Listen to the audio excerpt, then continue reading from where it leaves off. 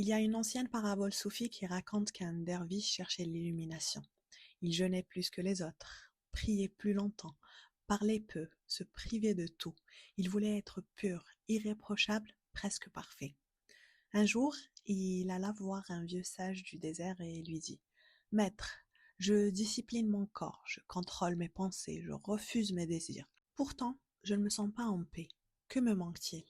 Le sage lui tendit un bol d'eau rempli à ras-de-bord et lui dit: Marche jusqu'au puits sans en verser une goutte. Le derviche avança lentement, concentré, tendu, chaque pas calculé. Arrivé au puits, il n'avait rien renversé. Fier, il se retourna vers le sage. Le vieil homme lui demanda: As-tu vu le lever du soleil? As-tu senti le vent chaud sur ton visage? As-tu entendu les oiseaux? Le derviche répond: Non, maître, j'étais concentré sur le bol. Le sage sourit: Tu as appris à contrôler, tu n'as pas appris à vivre. L'illumination n'est pas dans la rigidité, elle est dans l'équilibre entre vigilance et abandon. Parfois, ce n'est pas plus de discipline qu'il faut, c'est plus de respiration. Pas plus de contrôle, plus de conscience. Bienvenue dans l'épisode 44 de Trouve ton flow, le podcast où l'on relie psychologie, spiritualité et incarnation pour devenir plus conscient, plus aligné et plus entière et entier. Aujourd'hui, on entre dans le cœur battant de la dualité intérieure, le féminin et le masculin en toi. La force et la vulnérabilité, l'ambition et la douceur, le contrôle et le lâcher-prise. Ce tiraillement que tu ressens parfois n'est pas un défaut de caractère, ce n'est pas que tu es trop ou pas assez, c'est simplement que deux forces coexistent en toi et cherchent à collaborer au lieu de se combattre. Tu n'as pas un problème de personnalité, tu as des polarités à harmoniser. Une part de toi veut avancer, décider, performer, une autre veut ressentir, ralentir, accueillir. L'une construit, l'autre nourrit. L'une trace la route, l'autre écoute le rythme. Quand tu rejettes l'une au profit de l'autre, tu te fragmentes. Quand tu leur donnes un espace ou une place consciente, tu deviens entière. La dualité intérieure commence avec le féminin et le masculin, non pas comme une question de genre, ni comme un débat sociétal, mais comme deux forces vivantes en toi. Deux courants énergétiques qui cohabitent dans ton corps, dans tes décisions, dans tes relations et dans tes business, voire même dans ton amour. Le masculin structure, trace la direction, pose des limites, protège l'espace sacré de ta vision. Il dit: voilà le plan, voilà la stratégie, on avance. Alors que le féminin, lui, ressent, perçoit l'invisible, crée à partir du vide et relie les cœurs et les idées. Il dit: écoute, ajuste, ressens ce qui est juste. Je sais que ça parle à beaucoup de personnes d'entre vous. L'inspiration de cet épisode était moi-même. Ces derniers temps, voire ces dernières années, j'ai pris une énorme conscience, surtout cette année, de cette dualité en moi. Et on me reprochait souvent d'être extrémiste. C'était soit noir, soit blanc. Alors que la vie, c'est l'arc-en-ciel entre les deux. Aujourd'hui, je pense que j'ai appris à mieux les vivre et comprendre cette notion de dualité intérieure m'a aidé énormément. Surtout que, comme moi, aujourd'hui, beaucoup de femmes ont développé un masculin extrêmement performant. Elles planifient, organisent, gèrent, portent des responsabilités familiales, émotionnelles, professionnelles et elles tiennent le coup, elles assurent, elles contrôlent. Et oui, cette énergie est puissante.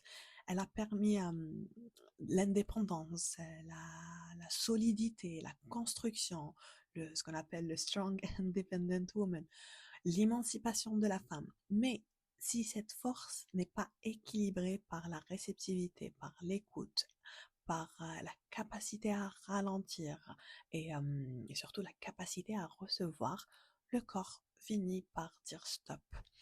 L'épuisement arrive, la rigidité s'installe et le cœur se ferme sans même qu'on s'en rende compte. À l'inverse, rester uniquement dans la fluidité, dans l'intuition ou l'inspiration permanente sans cadre peut créer de la dispersion. Beaucoup d'idées, peu d'ancrage, beaucoup d'élan et peu de concrétisation. On commence 1000 projets à la fois et on termine rien. On ressent beaucoup, mais on décide peu. Le féminin sans structure peut se perdre dans l'émotion et l'attente. Alors que l'équilibre naît lorsque la structure sert l'intuition et que l'intuition inspire la structure. Quand ton masculin crée l'espace pour que ton féminin puisse s'exprimer en sécurité, quand ton féminin nourrit ton masculin d'une vision vivante, incarnée et surtout alignée. Ce n'est pas un combat, ce n'est pas du 50-50, 50-50 mathématique non plus, c'est un dialogue intérieur permanent, un ajustement subtil. Et la vraie maturité, c'est ça, c'est savoir quand activer ta force directive et quand t'abandonner à la sagesse de ton ressenti. Savoir poser une limite ferme avec douceur, savoir poursuivre une ambition sans sacrifier ton cœur. Et surtout, savoir décider tout en restant ouverte. Ta puissance n'est pas dans l'excès d'un pôle, elle est dans leur union consciente, la danse de Shiva et Shakti. Et si le masculin et le féminin divin parlent de fonction énergétique, alors la lumière et l'ombre parlent de conscience. C'est la même danse, mais à l'intérieur de la psyché. Shiva crée l'espace, Shakti le remplit. Et de la même façon, la lumière révèle, l'ombre dissimule. Et les deux sont nécessaires pour que l'expérience humaine soit complète. La lumière, c'est ce que tu acceptes de toi, c'est l'identité consciente, tes qualités, tes valeurs, ce que tu montres au monde sans trembler. C'est la partie de toi qui dit je suis forte, je suis douce, je suis spirituelle, je suis indépendante, etc. La lumière structure ton image, elle crée un récit cohérent, elle rassure aussi l'ego, elle donne une direction, elle est nécessaire parce qu'elle te permet d'exister socialement et d'avoir un cadre, une colonne vertébrale intérieure. Elle est ton espace éclairé. Mais chaque fois qu'une lumière s'allume, une ombre apparaît. L'ombre, ce n'est pas le mal, c'est plutôt l'inconscient. C'est ce que tu as appris à rejeter pour être aimé, accepté ou validé. Ce sont les désirs que tu as jugés inappropriés, des émotions que tu as trouvées trop ou peut-être les pulsations que tu as enterrées. L'ombre dit je ne suis absolument pas ça, et plus tu le dis fort, plus il y a une charge derrière. Et d'ailleurs, il y a une citation, je ne me rappelle pas très bien, mais tout ce que tout ce qui nous intrigue, tout ce qui nous fait titiller de l'intérieur, parce que ça vient révéler une partie de nous. Et surtout, je dis souvent que tout ce qu'on résiste persiste. Et d'ailleurs, psychologiquement, l'ombre contient l'énergie brute que tu n'as pas intégrée. Spirituellement, c'est Shakti enfermé sans Shiva. C'est de l'énergie sans espace conscient pour la contenir. Et quand l'énergie n'a pas d'espace, eh ben, elle explose ou elle implose. Elle se manifeste sous forme de projection, de jugement, de déclenchement émotionnel disproportionné ou de réaction émotionnelle non adéquate.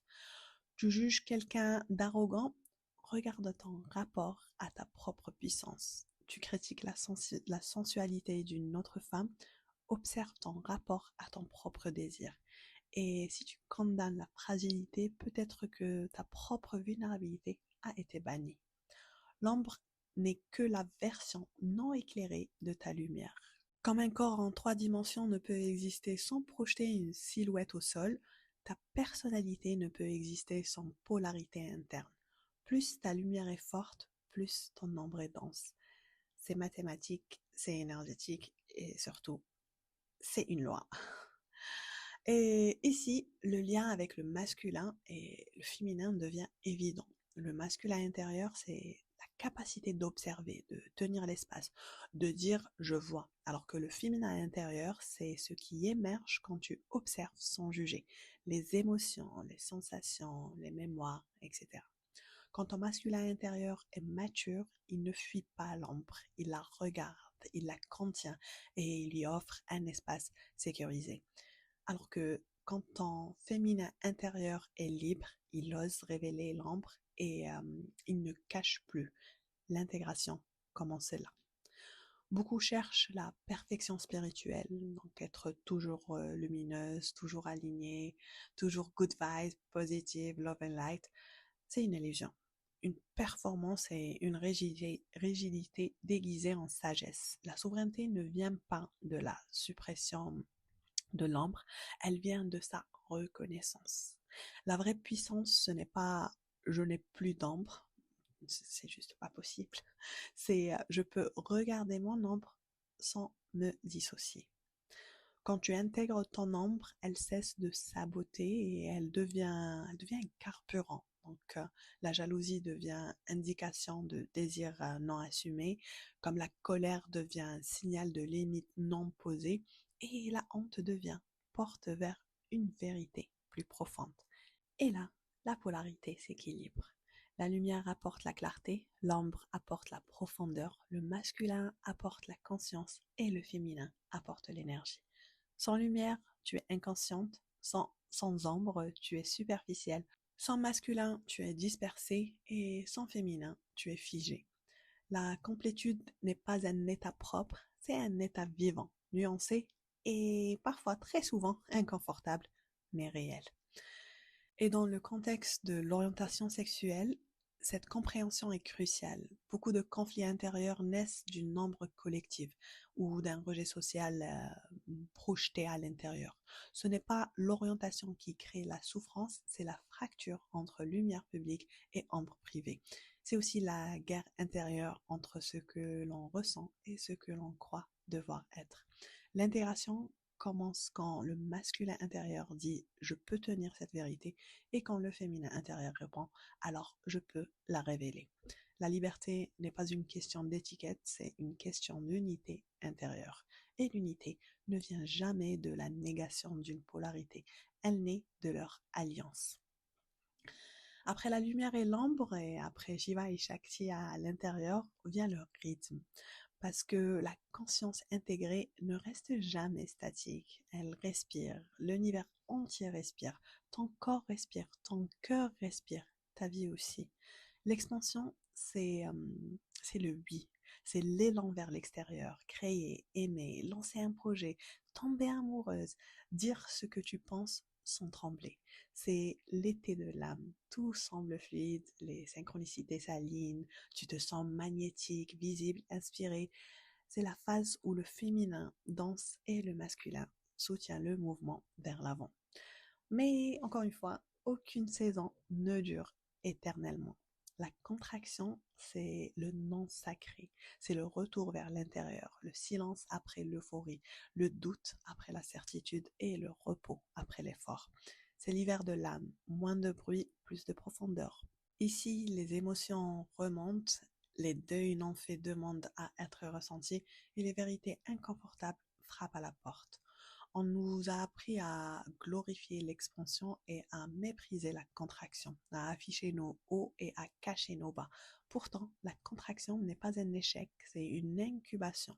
C'est l'utérus invisible de la prochaine expansion. Ici, la loi est simple. Tu ne peux pas t'étendre indéfinitivement sans te disperser. Tu ne peux pas te contracter indéfinitivement sans t'éteindre.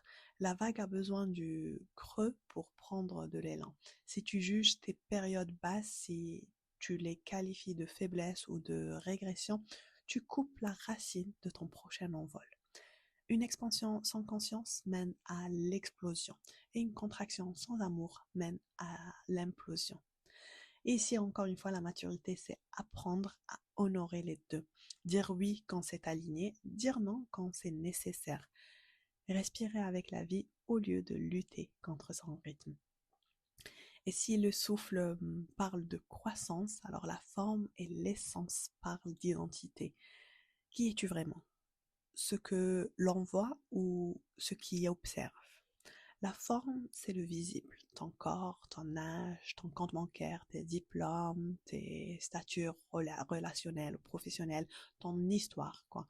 Tout ce que l'on peut nommer, mesurer, comparer, c'est le royaume du tangible. Le 1% de la réalité. Et ce 1% est important. Il structure ton expérience humaine et il te donne un terrain de jeu. Mais la forme change. Le corps vieillit, les titres évoluent, l'argent monte et descend.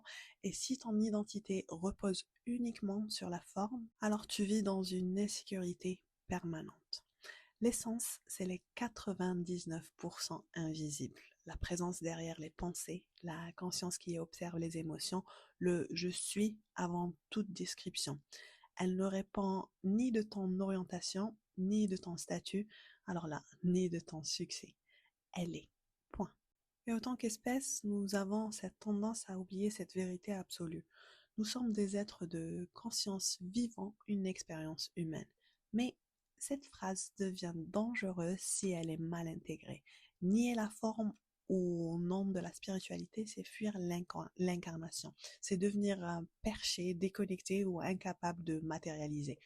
Nier l'essence au profit de la matière, c'est devenir esclave de l'image, de la validation et du regard extérieur. La loi est équilibre. Honore ton corps, mais ne réduis pas ton identité à lui. Construis de la richesse matérielle, mais ne vends pas ton âme pour elle. Vis pleinement la forme, mais souviens-toi, et surtout souviens-toi constamment de l'essence. C'est là que la polarité se réconcilie.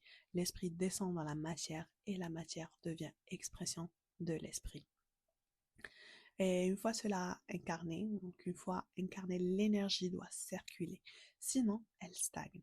Et la stagnation crée la frustration. Donner, c'est le mouvement vers l'extérieur. Servir, enseigner, protéger, créer pour les autres. C'est l'élan généreux. Et c'est là que beaucoup de femmes excellent. Elles donnent du temps, de l'amour, de l'attention, des ressources et elles tiennent l'espace pour tout le monde. Recevoir, c'est le mouvement vers l'intérieur. Accepter de l'être, être soutenu, être vu dans sa vulnérabilité et dire oui à l'amour sans le mériter par l'effort. Recevoir demande une forme de nudité émotionnelle et c'est là que beaucoup bloquent. Pourquoi? Parce que recevoir expose. Cela oblige à admettre un besoin et l'ego préfère être indispensable que dépendant. Mais une tasse ne peut pas verser si elle n'est jamais remplie. Refuser de recevoir n'est pas noble, ce n'est pas spirituel. C'est une résistance au flot naturel de la vie. L'univers fonctionne par échange. Inspiration, expiration. Donner, recevoir. Soleil, lune. Si tu donnes en permanence sans recevoir, tu t'épuises et tu développes du ressentiment. Alors que si tu ne fais que recevoir sans donner, tu perds ton pouvoir créateur. La loi ici est circulation. L'amour mature donne avec joie et reçoit avec gratitude. Le leadership mature enseigne et continue d'apprendre. Et la personne souveraine soutient et se laisse soutenir. Ce mois-ci, nous avons exploré la dualité sous différentes formes et angles. Non pas comme une guerre intérieure, mais comme une architecture sacrée. Nous avons parlé d'ombre et de lumière, d'expansion et de contraction, de matière et d'essence. À chaque fois, le message était le même. Rien en toi n'est trop, tout demande à être intégré. La maturité émotionnelle et spirituelle ne consiste pas à devenir parfaitement stable, toujours lumineuse ou toujours forte. Elle consiste à savoir naviguer entre les pôles sans te perdre et à accepter que tu puisses être ambitieuse et sensible, structurée et intuitive, ancrée et spirituelle. Alors, en clôturant ce mois sur la dualité, retiens ceci. L'équilibre n'est pas un état figé, c'est un ajustement vivant, c'est une danse quotidienne. Plus tu accueilles tes contrastes, plus tu trouves ton centre. Et dans ce centre, il n'y a plus de confusion, il n'y a que du flow. Dans le prochain épisode, nous entrerons dans la troisième loi spirituelle, la loi de vibration. Nous parlerons de fréquence, d'énergie, de ce que tu émets inconsciemment et ce que tu attires. Parce que tes polarités intégrées modifient ta vibration. En attendant, si tu veux incarner cet équilibre au quotidien, rejoins-nous sur le 6am Flow Club, une plateforme de bien-être féminin, un studio de yoga en ligne et surtout un espace d'empouvoirment. Empouvoirment, je ne sais pas si ce mot existe, bref, t'as compris, de empowering du leadership féminin et conscient. Et surtout, c'est un engagement caritatif, un lieu pour réguler ton système nerveux, renforcer ton ancrage et commencer tes journées de la meilleure façon possible. Pour nous rejoindre, très simple, tu trouves un lien dans la description de cette vidéo ou ce podcast. Clique dessus, tu vas te retrouver dans un groupe WhatsApp où on sera ravis de t'accueillir. Tu trouveras le programme et tous les détails dans la description de ce groupe, mais envoie juste un coucou et on va t'orienter.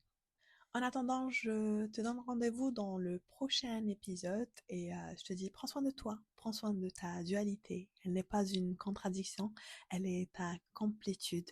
C'est aussi cette force intérieure qui vient te rappeler que ton existence est un cadeau de l'univers. Continue de briller et illuminer le monde autour de toi par ta présence pendant que tu trouves ton flow.